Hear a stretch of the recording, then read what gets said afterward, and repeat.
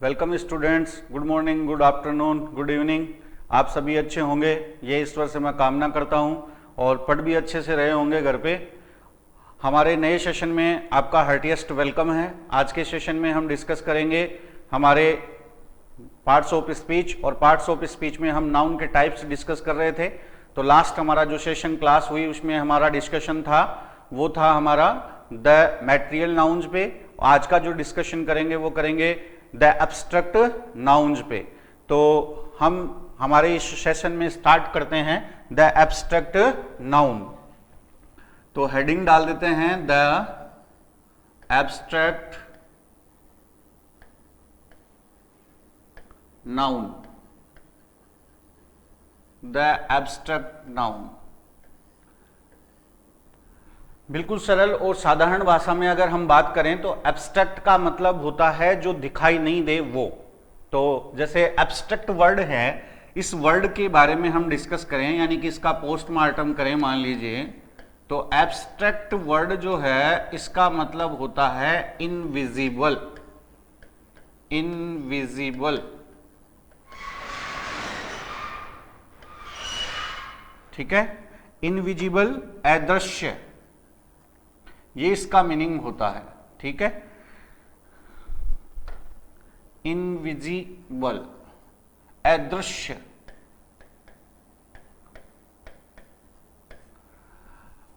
अब बात करें हमारे हिंदी व्याकरण में इसका समानार्थी शब्द कौन है, तो हिंदी व्याकरण में संज्ञा के प्रकार में पढ़ते हैं भाववाचक संज्ञा। तो एब्स्ट्रैक्ट नाउन का मतलब होता है भाववाचक संज्ञा।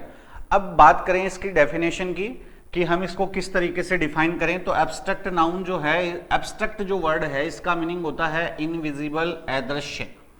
अब देखिए बात कर लेते हैं हम इसके डेफिनेशन की कि इसकी डेफिनेशन क्या हो सकती है, किसको एब्स्ट्रैक्ट नाउन कहना है।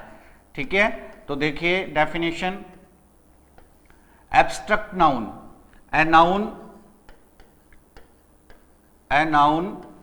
which denotes quality,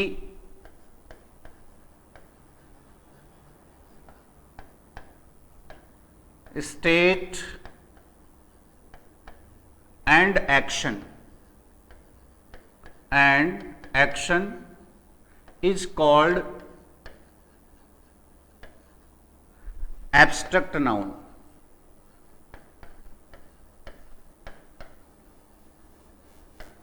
चलो हम हमारी डेफिनेशन को एक बार रिपीट कर लेते हैं। ए नाउन विच डिनोट्स, एक ऐसी संज्ञा जो बताए क्वालिटी यानी गुण, स्टेट अवस्था, एक्शन कोई भी कार्य, movement, is called abstract noun. हम उसे क्या कहेंगे, भाववाचक संज्ञा कहेंगे। अब सबसे पहले हम हमारा पॉइंट ले लेते हैं एब्स्ट्रैक्ट नाउन के बारे में। जैसे ए पॉइंट है, एब्स्ट्रैक्ट नाउन क्या बताता है, क्वालिटी। क्या बताता है स्टूडेंट्स, क्वालिटी। अब क्वालिटी जो है वो नेगेटिव और पॉजिटिव दोनों हो सकती है। ठीक है, तो क्वालिटी बताने वाले शब्द को हम एब्स्ट्रैक्ट नाउन के नाम से जानेंगे। एग्जाम्पल के लिए जैसे हम बात करें यहां पे तो कुछ वर्ड्स लिखते हैं। देखिए जैसे मान लीजिए आपने कहा काइंड नेश, ये क्वालिटी बताता है।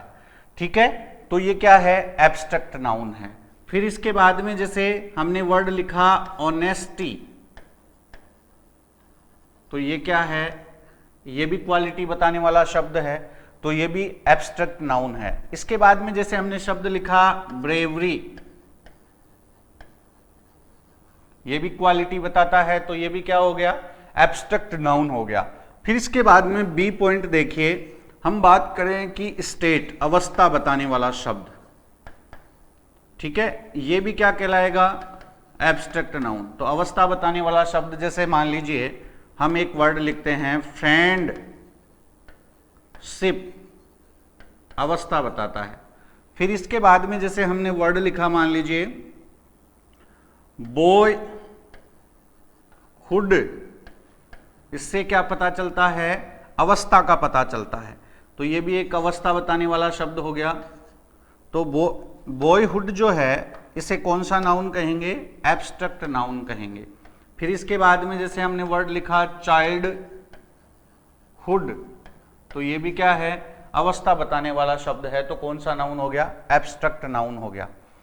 फिर इसके बाद में जैसे क्या बताने वाला शब्द हो, मूवमेंट बताने वाला या एक्शन बताने वाला शब्द हो, तो एक्शन, एक्शन बताने वाला शब्द जैसे मूवमेंट, आंदोलन, ये क्या हो गया, एक एब्स्ट्रैक्ट नाउन है। इसके अलावा जैसे हमने वर्ड लिख दिया फ्रीडम, ये भी क्या है, एब्स्ट्रैक्ट नाउन है। जैसे हमने वर्ड लिख दिया फाइट, तो ये भी क्या है, एब्स्ट्रैक्ट नाउन है। तो एब्स्ट्रैक्ट नाउन किसे कहेंगे, जो क्वालिटी बताए, स्टेट बताए, एक्शन बताए, वो सभी वर्ड क्या होते हैं, एब्स्ट्रैक्ट नाउन होते हैं। अब इसके बारे में देखिए, एक और पॉइंट डिस्कस करते हैं जो इंपॉर्टेंट है, शायद आपको ध्यान भी होगा, तो नहीं ध्यान हो तो आज ध्यान से सुनिए। जैसे name of any subject, name of any language and name of any science, science, language, subject, इनके नाम को एब्स्ट्रैक्ट नाउन कहा जाता है। इनके नाम को क्या कहा जाता है, एब्स्ट्रैक्ट नाउन कहा जाता है। तो नोट डाल के हम डिस्कस कर लेते हैं point. The name of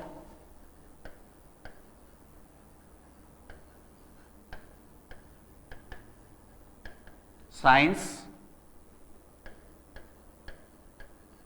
language and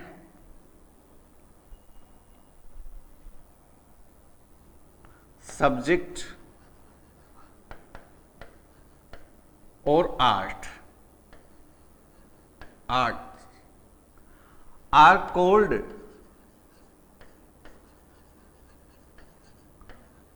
abstract noun. इनको क्या कहा जाएगा, abstract noun. For an example, जैसे हमने लिख दिया इंग्लिश, एब्स्ट्रैक्ट नाउन है।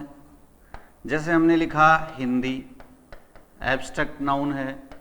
जैसे हमने लिखा संस्कृत, एब्स्ट्रैक्ट नाउन है। जैसे हमने लिख दिया उर्दू, एब्स्ट्रैक्ट नाउन है। जैसे हमने लिख दिया पंजाबी, एब्स्ट्रैक्ट नाउन है। जैसे हमने लिख दिया इटालियन, एब्स्ट्रैक्ट नाउन, ठीक है। जैसे हमने लिख दिया फ्रेंच लैंग्वेज, तो एब्स्ट्रैक्ट नाउन। इसके अलावा जैसे आपने लिखा बायोलॉजी, एब्स्ट्रैक्ट नाउन है। जैसे आपने लिख दिया फिजिक्स, एब्स्ट्रैक्ट नाउन है। जैसे आपने लिख दिया मैथमेटिक्स, एब्स्ट्रैक्ट नाउन है। जैसे आपने लिख दिया सिविक्स, एब्स्ट्रैक्ट नाउन है। जैसे आपने लिख दिया इथिक्स, एब्स्ट्रैक्ट नाउन है, ठीक है। फिर इसके बाद में जैसे मान लीजिए हमने लिखा म्यूजिक, एब्स्ट्रैक्ट नाउन है। जैसे आपने लिख दिया डांस, एब्स्ट्रैक्ट नाउन है। तो ये सारे क्या हैं, एब्स्ट्रैक्ट नाउन हैं। यहां तक बात क्लियर। किसी भी ऐसे वर्ड को जो क्वालिटी डिनोट करेगा या क्वालिटी बताएगा, हमें उसे एब्स्ट्रैक्ट नाउन कहना है। सेकंड पॉइंट, जो स्टेट बताए, अवस्था बताए, वो कौन सा नाउन होता है, एब्स्ट्रैक्ट नाउन होता है। जो एक्शन बताए वो कौन सा नाउन होता है, एब्स्ट्रैक्ट नाउन होता है। इसके बाद नेम ऑफ लैंग्वेज, किसी भी भाषा का नाम एब्स्ट्रैक्ट नाउन है। नेम ऑफ एनी सब्जेक्ट, किसी भी विषय का नाम क्या है, एब्स्ट्रैक्ट नाउन है। Name of any art, any kind of art, किसी भी कला का जो नाम है वो क्या है, एब्स्ट्रैक्ट नाउन है।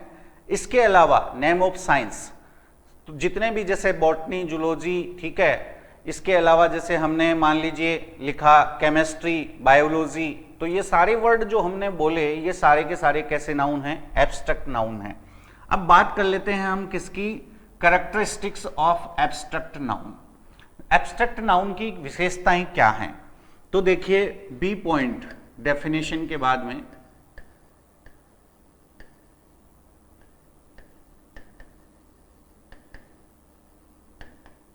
characteristics of abstract nouns, abstract nouns की characteristics.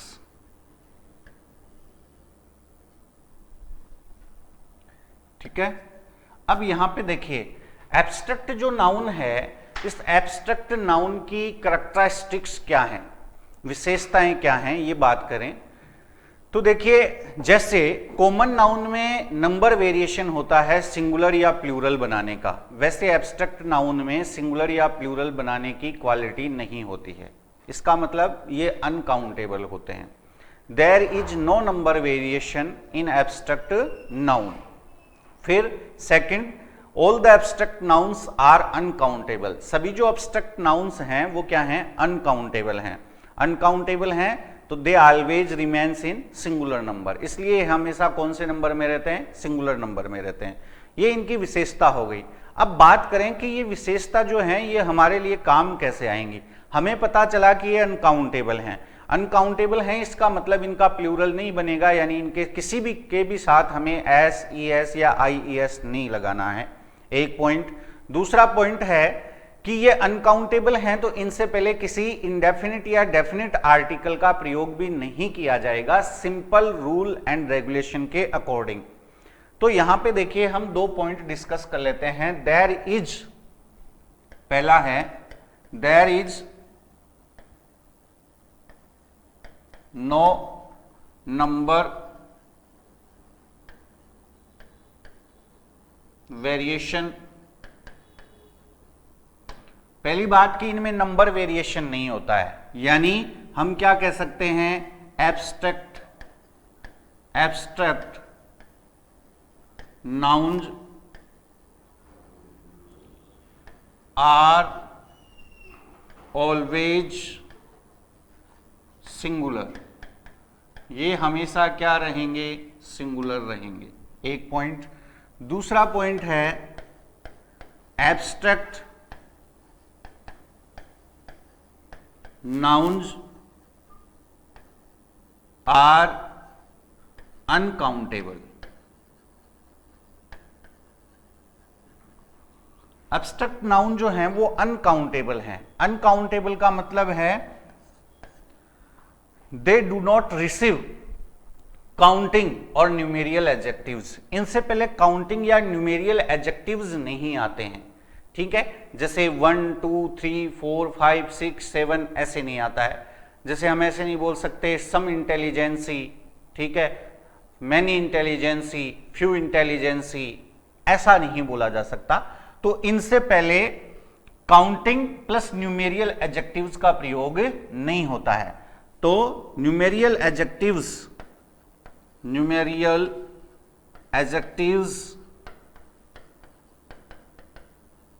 are not used with abstract nouns। Abstract nouns के साथ में न्यूमेरियल एडजेक्टिव्स यूज नहीं हो सकते। न्यूमेरियल एडजेक्टिव्स कौन से, तो यहां पे देखिए मैं आपको बता देता हूं। न्यूमेरियल एडजेक्टिव्स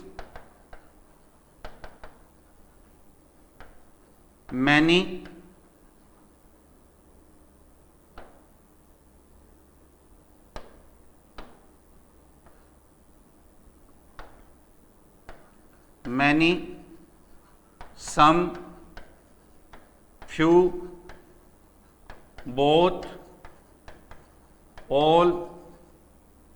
ठीक है, ये जो हैं ये न्यूमेरियल एडजेक्टिव्स हैं। इसके अलावा जैसे 1 2 3 4 5 यानी कि गिनती, इनको कहा जाता है इंग्लिश में कार्डिनल। ये कार्डिनल हैं। इसके अलावा जैसे हम बोलें फर्स्ट, सेकंड, थर्ड, इनको कहा जाता है ऑर्डिनल। ये सारे जो हैं ये न्यूमेरियल एडजेक्टिव्स हैं। इन न्यूमेरियल एडजेक्टिव्स का प्रयोग हम किसके साथ नहीं करेंगे, एब्स्ट्रैक्ट नाउन्स के साथ नहीं करेंगे। तो स्टूडेंट ध्यान से सुनिए, 2 पॉइंट इंपॉर्टेंट निकल के आए। एब्स्ट्रैक्ट नाउन किसे कहते हैं ये पता चल गया कि क्वालिटी बताने वाला वर्ड होना चाहिए, स्टेट बताने वाला शब्द होना चाहिए, या फिर एक्शन बताने वाला शब्द होना चाहिए। इसके अलावा name of science, name of language, name of subject are also considered abstract noun. इन सबको क्या कहा जाता है? एब्स्ट्रैक्ट नाउन कहा जाता है। अब एब्स्ट्रैक्ट नाउन की कैरेक्टरिस्टिक्स थी, there is no number variation, इनमें नंबर वेरिएशन नहीं होता है। It means abstract nouns are always singular, ये हमेशा क्या होते हैं? सिंगुलर होते हैं। एब्स्ट्रैक्ट नाउन्स आर अनकाउंटेबल, ये अनकाउंटेबल होते हैं। इसका मतलब क्या समझना है? Numeral adjectives are not used with abstract nouns, हम इनके साथ में न्यूमेरियल एडजेक्टिव्स का प्रयोग नहीं कर सकते। अब बात थी कि न्यूमेरियल एडजेक्टिव्स किनको कहते हैं, तो ये देखिए ये न्यूमेरियल एडजेक्टिव्स हैं, मैनी, सम, फ्यू, बोथ, ऑल, 1 2 3 4 5। हम जो गिनती बोल रहे हैं ये गिनती जो है इनको कहा जाता है इंग्लिश में कार्डिनल नंबर। फिर फर्स्ट, सेकंड, थर्ड इनको कहा जाता है ऑर्डिनल नंबर। और ये जो मैनी, सम, फ्यू, बोथ, सेवरल, ऑल ऐसे जो वर्ड हैं इनको कहा जाता है इंडेफिनिट न्यूमेरियल एडजेक्टिव्स। यहां तक बात क्लियर स्टूडेंट्स? अब बात कर लेते हैं हम, ये हमारे जो 2 पॉइंट हैं कि एक तो ये सिंगुलर से प्लूरल नहीं बनते हैं और एक इनके साथ में डिटर्मिनर्स का प्रयोग नहीं होता है, एक आर्टिकल्स का प्रयोग इनके साथ में नहीं होता है। तो याद रखने के लिए, पॉइंट राइट डाउन करने के लिए आपके पास 3 इंपॉर्टेंट पॉइंट्स निकल के आए, 3 इंपॉर्टेंट फैक्ट्स निकल करके आए आपके सामने। वो थे स्टूडेंट्स कि हम इनसे पहले आर्टिकल्स का यूज नहीं करें, हम इनसे पहले न्यूमेरियल एडजेक्टिव्स का यूज नहीं करें और इनका सिंगुलर से प्लूरल नहीं बनाएं। यदि हम इनका सिंगुलर से प्लूरल बनाते हैं तो ये एक हमारी बड़ी चूक है। अगर हम इनके पहले आर्टिकल्स का प्रयोग करते हैं तो ये एक बद्धी भूल है, और अगर हम इनसे पहले न्यूमेरियल एडजेक्टिव्स का प्रयोग करते हैं तो ये ग्रामर के दृष्टिकोण से क्या है? गलत है। और इन 3 पॉइंट को ही ध्यान में रखते हुए हम बात करें कि एग्जाम में अगर मान लीजिए इस नाउन से क्वेश्चन बनाया जाता है या क्वेश्चन पूछा जाता है तो इन 3 पॉइंट्स के अलावा चौथा पॉइंट आपके जो पेपर सेटर होगा उसके पास में नहीं होगा। यदि इस टॉपिक से, यदि इस नाउन के टाइप से क्वेश्चन आएगा तो 100% इन 3 ही पॉइंट से आएगा। अब बात कर लेते हैं, जैसे देखिए हमने एक क्वेश्चन लिखा, ब्लैंक स्पेस, विजडम,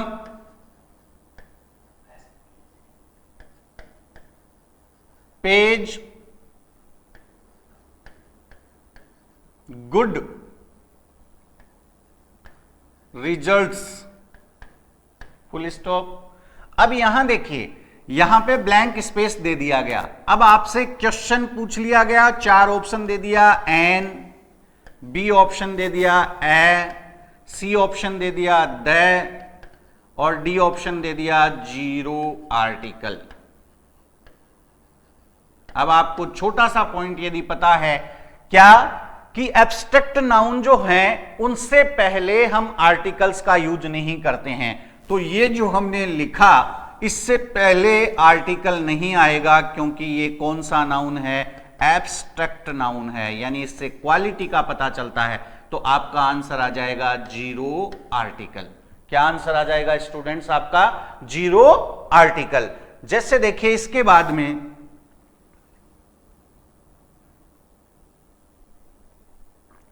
सेंटेंस लिखते हैं, ए few persons in India, a few persons in India are very rich.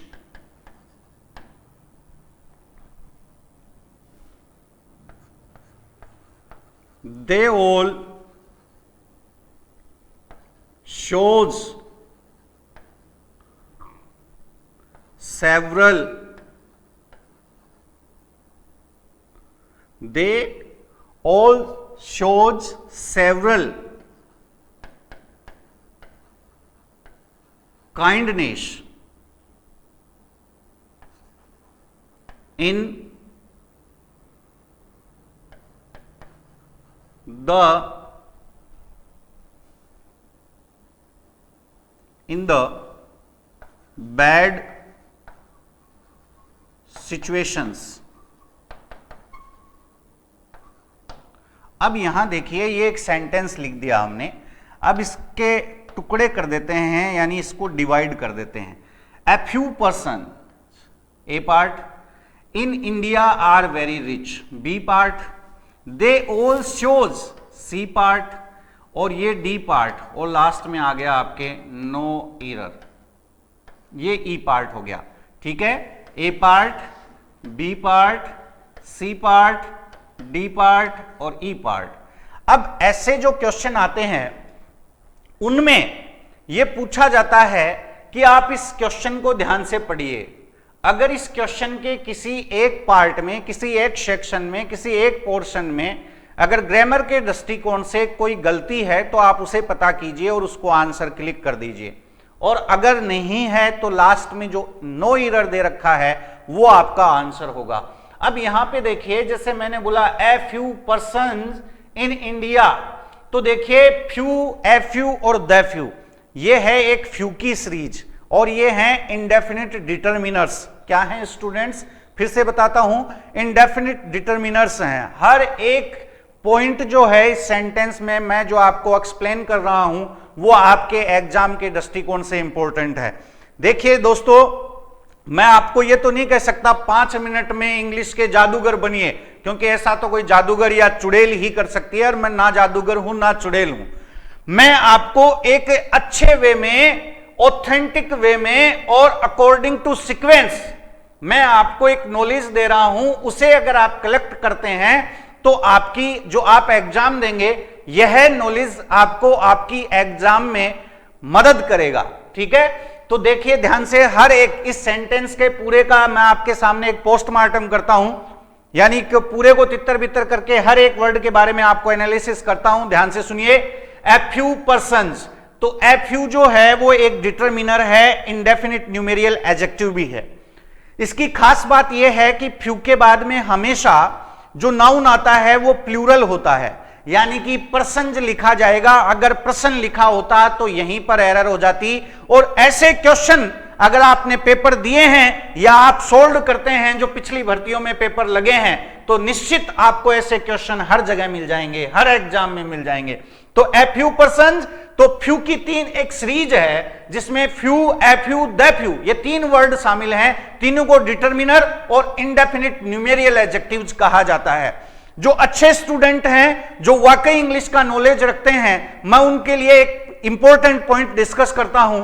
Determiners और एडजेक्टिव दोनों में अंतर क्या है? दोनों ही नाउन से पहले आते हैं, दोनों ही नाउन को क्वालिफाइज करते हैं, दोनों ही नाउन को मॉडिफाइज करते हैं। लेकिन याद रखिए, एडजेक्टिव्स जो हैं उसमें 2 क्वालिटी होती हैं। They can be used attributively और they can used predicatively, but determiners are not used predicatively, they can also used attributively. वे केवल एट्रीब्यूटिवली यूज हो सकते हैं, they can never used predicatively, वे कभी भी प्रिडिकेटिवली यूज नहीं हो सकते।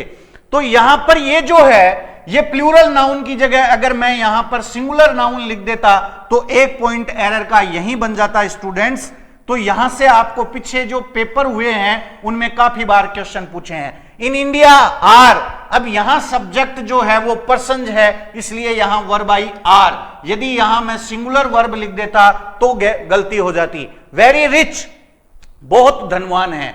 और ये फैक्ट बात है कि जब हम किसी सेंटेंस में यह बताना चाहते हैं कि कुछ मात्रा में पॉजिटिवनेस है या कुछ संख्या जो है वो अस्तित्व में है, तो ही हम ए फ्यू का प्रयोग कर सकते हैं, नहीं तो नहीं कर सकते। तो अगर हम बात करें इंडिया की, तो कुछ लोग ऐसे हैं, कुछ संख्या में लोग ऐसे हैं जो बहुत धनवान हैं, इसलिए यहां पे ए फ्यू आया। तो दूसरा इंपॉर्टेंट पॉइंट कि यहां ए फ्यू की जगह फ्यू दे करके, द फ्यू दे करके भी क्या पूछी जा सकती है? एरर। और पिछले अगर पेपर की हम बात करें, विगत भर्तियों में आए प्रश्नों की बात करें, तो किसी भी एग्जाम को ले लीजिए, चाहे आप एक्स ग्रुप को ले लीजिए, चाहे आप वाई ग्रुप को ले लीजिए, चाहे आप एनडीओ के ले लीजिए, चाहे आप बैंक एसएससी के एग्जाम को ले लीजिए, अगर आपकी एलडीसी की बात करें राजस्थान में होने वाली, तो उसकी बात कर लीजिए, इनसे क्वेश्चन जरूर आता है। अगर मैं बात करूं रीट की, तो रीट में भी इस टॉपिक से क्वेश्चन जरूर आता है। तो यहां देखिए कि फ्यू, ए फ्यू और द फ्यू से करेक्ट यूज पूछा जाता है कि कौन सा आएगा। तो अगर पॉजिटिव नंबर हो, पॉजिटिव यानी सकारात्मक संख्या की बात की जा रही हो, तो ए फ्यू का प्रयोग होगा, इसलिए यहां ए फ्यू आया। अगर ए फ्यू की जगह मैं यहां पर फ्यू या द फ्यू कर देता तो यह सेंटेंस 100% यही गलत हो जाता। फिर फ्यू के बाद में पर्सन जो है ये रियल सब्जेक्ट है, इसलिए आर आया, यहां सिंगुलर वर्ब करते ही क्या हो जाती, एरर हो जाती। फिर दे ऑल शोज, सेकंड सेंटेंस चालू हुआ तो पर्सन के लिए आया दे प्रोनाउन। ऑल जो है फिर से ये क्या है, ये यहां पर डिटरमिनर है, शोज, दे ऑल शोज। अब ये शोज की जगह सिर्फ शो वर्ड आएगा, क्योंकि हमारा सब्जेक्ट क्या है, प्लूरल है, तो यहां पे क्या नहीं आएगा, shows. They all show several kindness in the bad situations. अब यहां पे देखिए ये काइंडनेस जो वर्ड लिखा है हमने, ये काइंडनेस जो वर्ड है ये आपका एब्स्ट्रैक्ट नाउन है, क्योंकि ये किसी एक क्वालिटी को बताता है। क्या बताता है, एक क्वालिटी को बताता है, और क्वालिटी को बताता है तो सेवरल शब्द जो है ये इनडेफिनिट न्यूमेरियल एडजेक्टिव है। कौन सा न्यूमेरियल एडजेक्टिव है, इनडेफिनिट न्यूमेरियल एडजेक्टिव। और स्टूडेंट्स अभी मैंने कैरेक्टरिस्टिक्स में बताया था कि इनडेफिनिट न्यूमेरियल एडजेक्टिव्स, आर्टिकल्स का प्रयोग हम किन से पहले नहीं करेंगे, एब्स्ट्रैक्ट नाउन से पहले नहीं करेंगे।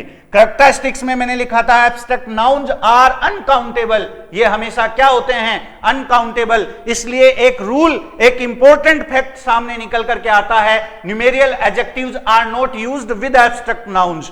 एब्स्ट्रैक्ट नाउन्स के साथ में न्यूमेरियल एडजेक्टिव्स का यूज नहीं होगा। इसलिए हम यहां पे काइंडनेस वर्ड से पहले हमने जो क्या यूज किया, सेवरल, ये 100 नहीं 101% क्या है, गलत है। और आंसर आ जाएगा हमारा डी पार्ट।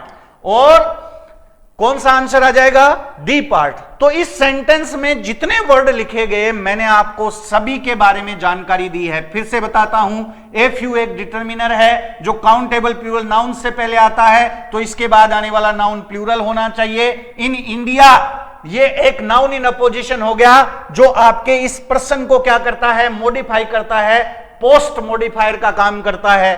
आर यहां पे ये वर्ब है, लिंकिंग वर्ब है, स्टेटिव वर्ब है। वेरी रिच, बहुत ही धनवान है। They all show several kindness, kindness एक एब्स्ट्रैक्ट नाउन है, इससे पहले सेवरल नहीं आएगा। इन द बैड सिचुएशन ये परिस्थिति बताने वाला वर्ड है, तो यहां पे आंसर आ जाएगा हमारा डी। तो ध्यान से सुन लीजिए स्टूडेंट, ऐसे क्वेश्चन पूछे जाते रहे हैं, जैसे कि मैंने चर्चा की फ्यू की सीरीज में, a few, the few, few, इनसे रिलेटेड क्वेश्चन जरूर पूछता है।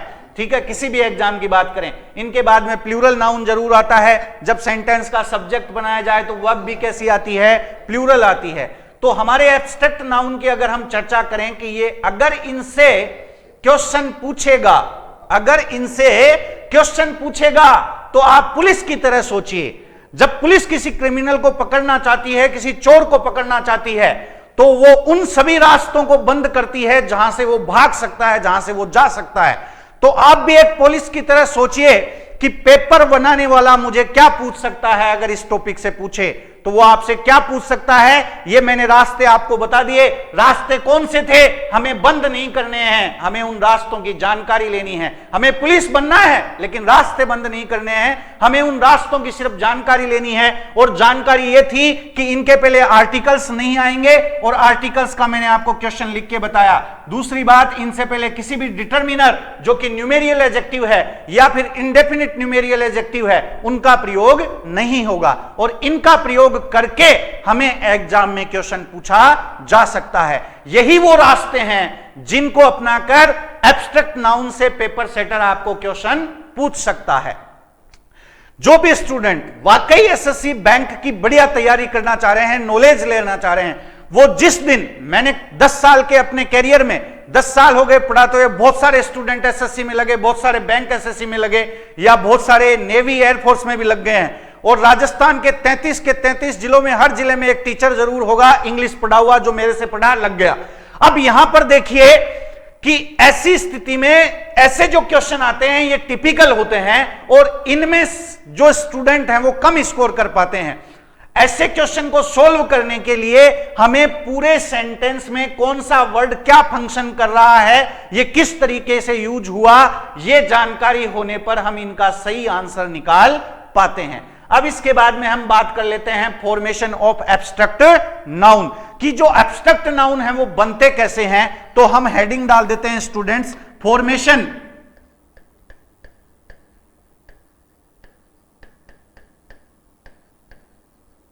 Of abstract nouns.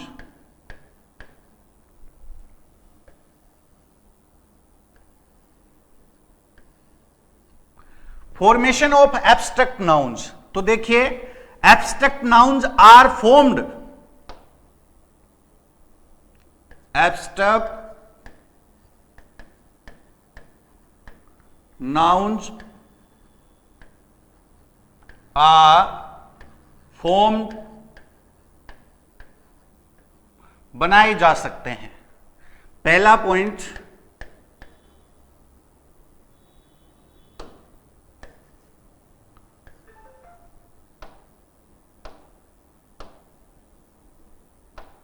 From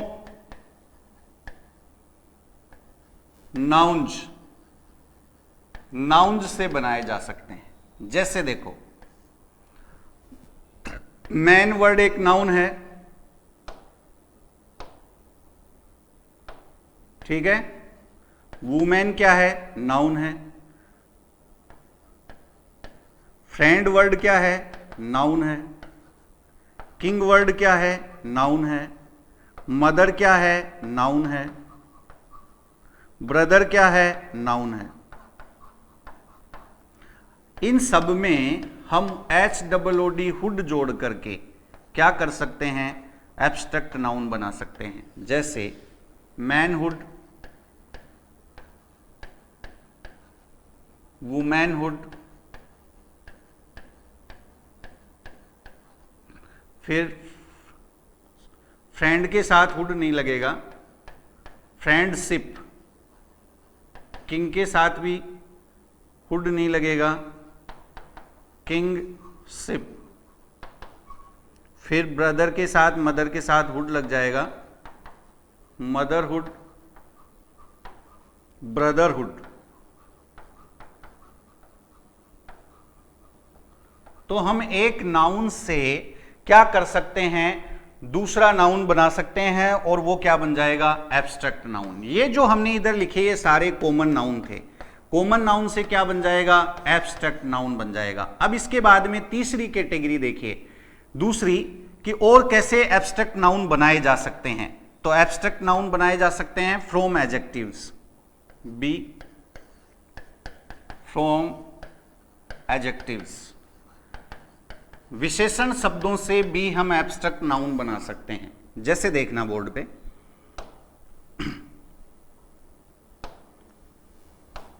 word लिखा मैंने LONG, लॉन्ग, और वर्ड लिखा STRONG। अब मैं आपको एक बात बताता हूं, जब भी मान लो कोई ऐसा एडजेक्टिव आए जिसमें ONG आ रहा है, ONG, तो आप उसका क्या करें, एब्स्ट्रैक्ट नाउन बनाने के लिए आपको क्या करना है, ONG की जगह LENGTH कर देना है। क्या कर देना है, LENGTH, ठीक है। जैसे स्ट्रॉन्ग है तो STRE,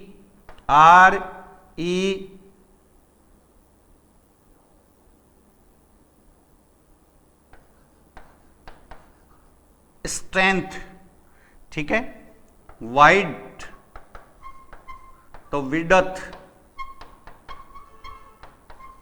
लास्ट में ई आए तो ई की जगह क्या कर देना है, TH। तो देखिए लॉन्ग से बन गया लेंथ, ये एब्स्ट्रैक्ट नाउन हो गया। स्ट्रॉन्ग वर्ड से बन गया स्ट्रेंथ, स्ट्रेंथ, तो